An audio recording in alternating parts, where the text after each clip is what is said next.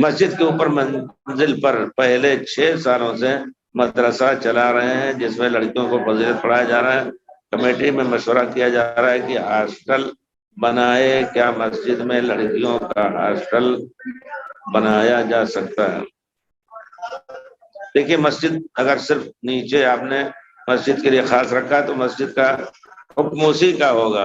اوپر امام بھی رہ سکتا ہے، بچے بھی رہ سکتے ہیں، بیوی بچے بھی رہ سکتے ہیں، وہاں پیشاب پائخانہ بھی کر سکتے ہیں، تو کوئی حرج نہیں ہے، یہ ہمیشہ اس کو جائز کہا گیا ہے۔ البتہ اگر کوئی اور جگہ نہ ہو تو لڑکیوں کا ہاسٹل بھی آپ وہاں بنا سکتے ہیں، اس کے اوپر انشاءاللہ کوئی حرج نہیں ہے۔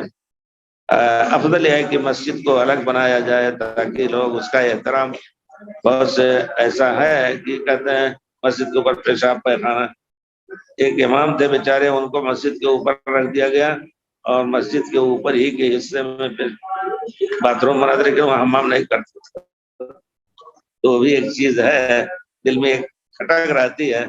تو افضل یہ ہے کہ دوسری جگہ بنائیں انشاءاللہ، وہ اچھا رہے گا۔ اور